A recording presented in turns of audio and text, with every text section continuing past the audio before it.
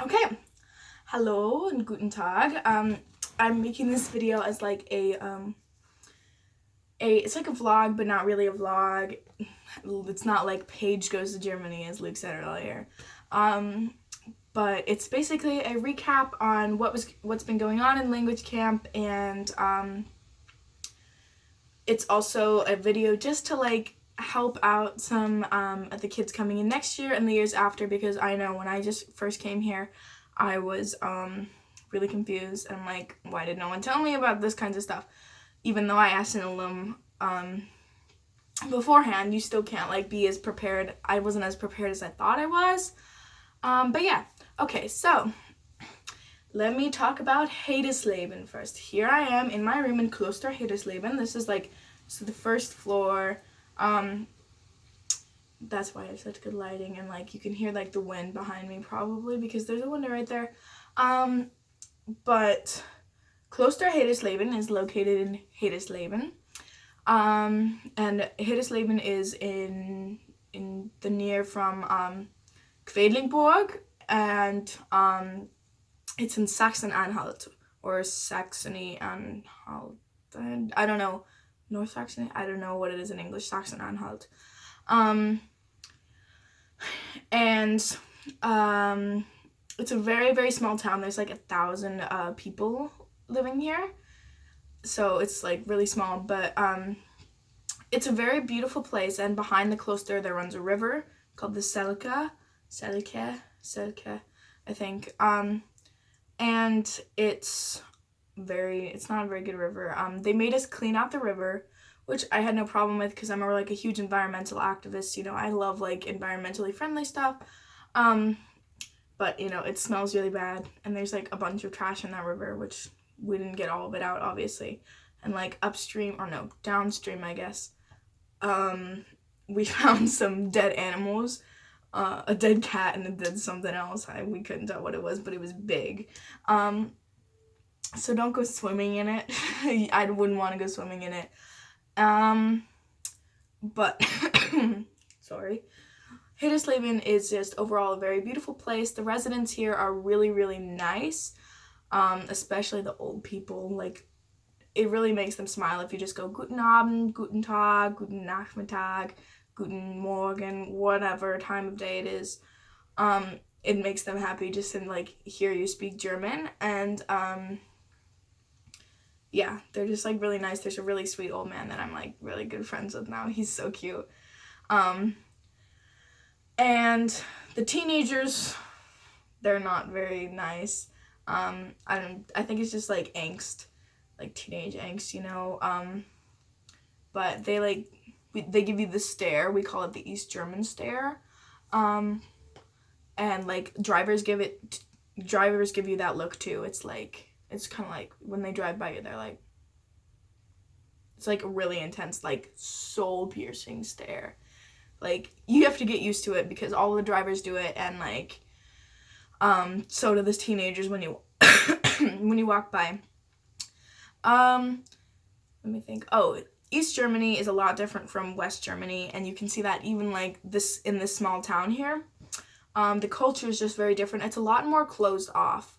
And when we went to Leipzig, you can totally tell that they're still recovering from the DDR, which was over 30 years ago. Well, no, it was 30 years ago this year. But they're still recovering, and like the societal, how do I say it? The society's like personality kind of is different than in West Germany. Very, very closed off, but they're still very nice, and they really, really appreciate it when you speak German to them. There are some people who will make fun of you for your German. Like when we were in a rush in Leipzig, I was like, oh crap, we need to go. Like, we need to get to the train station in 20 minutes. And like, I had to ask this dude in like an ice cream shop. I was like, hey, wo ist der Bahnhof? And I said Bahnhof instead of Bahnhof. And he's like, Bahnhof. I like that. And then he told me where it was. Obviously, I got my answer. But like, it's just little things that like people will make fun of you for, and you're American, you have an accent, you can't prevent that.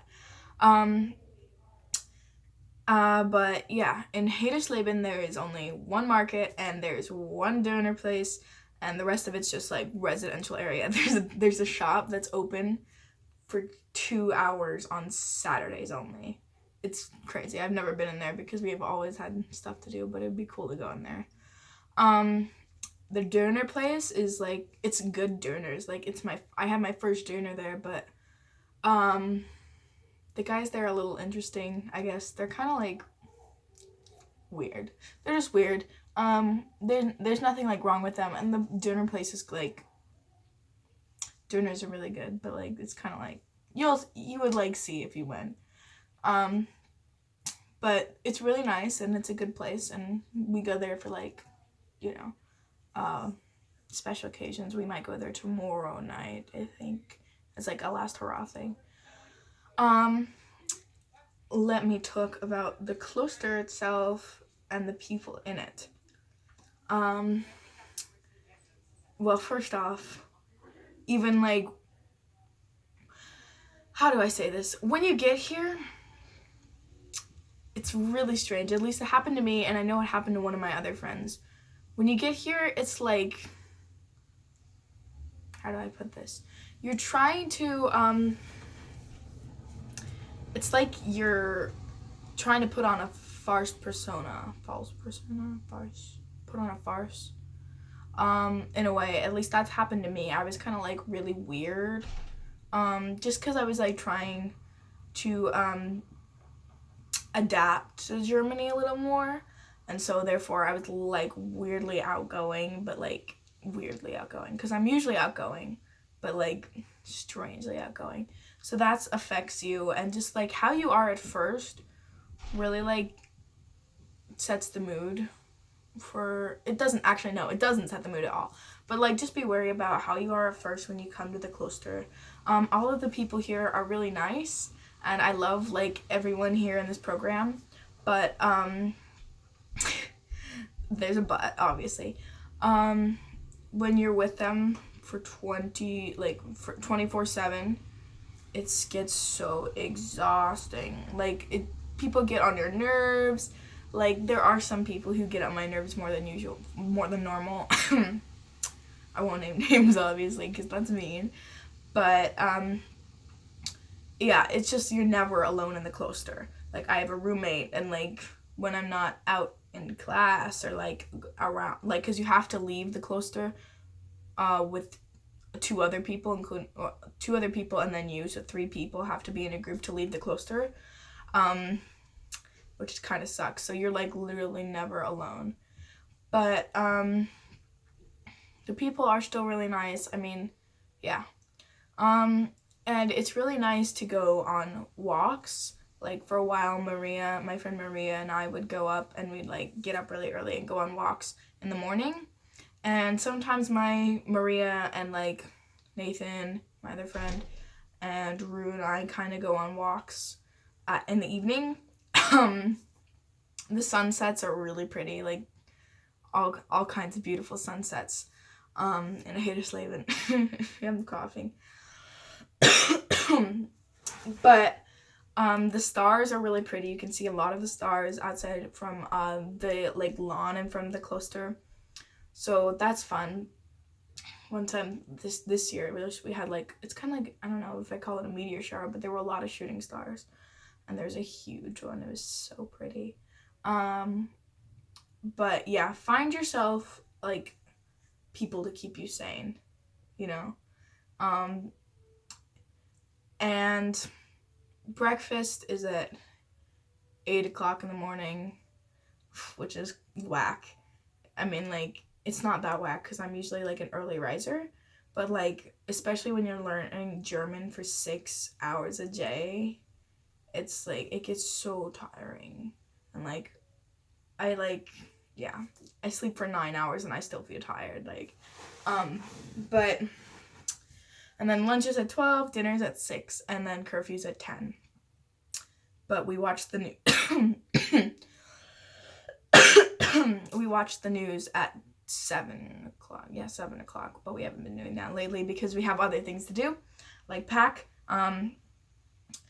But yeah, and in the Kloster, because there's nothing to do in Hadersleben. Like, it's a beautiful town, I love it, but there's nothing to do in Hadersleben.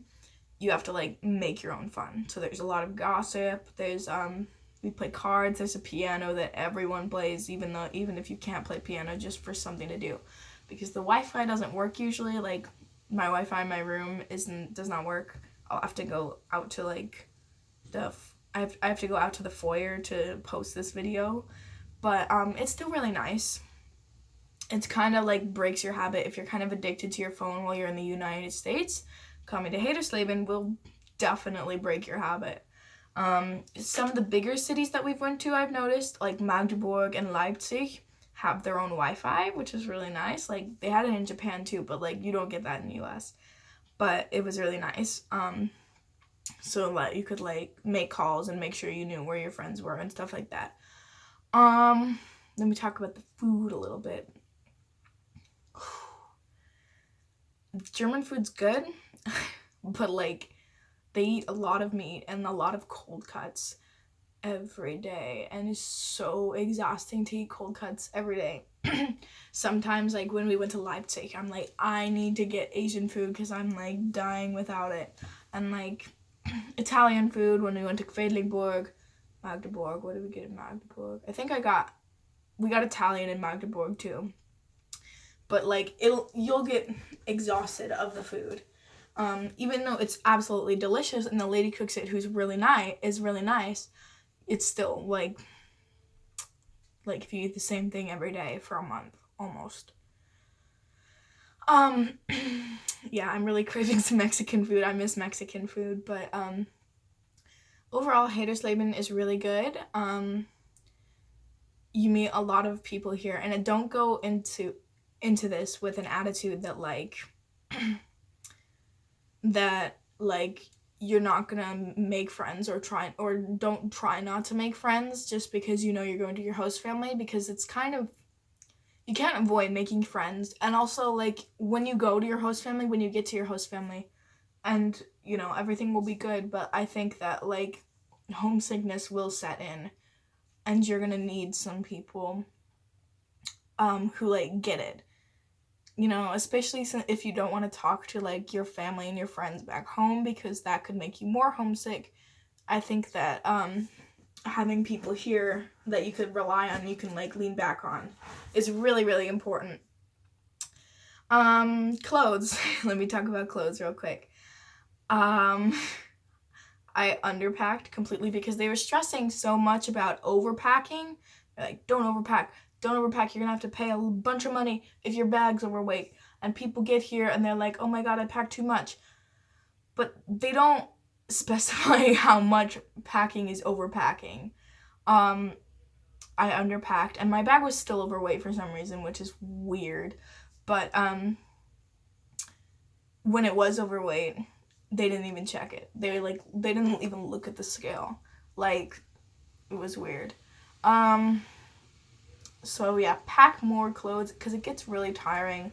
Like, it makes it feel more like an obligation to like put on clothes. I don't know. Obviously, it's an obligation to put on clothing, but like usually I like to have fun with my outfits. But like wearing like the same like 5 things every day, it makes it seem like more of like a chore than an actual like thing that you can express yourself with, you know. So bring more. Don't underpack either. Make sure that you think you can pack enough. Like, I don't know. I would like a good strategy that if I could go back in time, I would suggest to myself like like maybe like pick out the clothes you want and like see how many like combinations you can have and like wear them for a week or something like that. Like, obviously by washing them, but like wear them for a few weeks or something, just those outfits, and see if like you can take it. I did buy a shirt in Magdeburg, but like here in Hadersleben there's no clothes shop, so what you get is what you get until you go to like Leipzig or Quedlinburg or Magdeburg. So yeah, but yeah, that's all I've got for clothing. German lessons is really fun.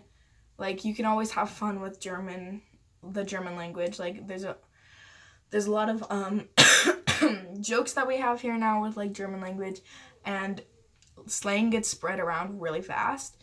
So like once you say something, everyone's saying it. Like episch. Like I started saying episch, which is like epic, but like German. It's weird. And like it spreads around really fast, and then you have like a bunch of Danglish that goes around. Like instead of saying like, oh yeah, let's do that after breakfast, I would say let's do that after Frühstück. Like, or like kommst du mit? Are you coming with us? Like kommst du mit? Or like, yeah, or like I have a joke with my friend Luke, who's like, I'm like, der Luke ist ein Kinderschlager, or der Luke ist ein Flüchtlingeschlager. And I'm not gonna tell you what that means because that's weird. But there's a lot of like fun that goes on around in Klosterhaldersleben as well. So that's all I have. It's been a really good 4 weeks, and I'm really like excited, really nervous to see my host family. I start school on the 9th. I get to my host family's house on the 7th. So it's like really close, and I'm really scared for that, but everything will be all right. Yeah. That's all I have. Bye.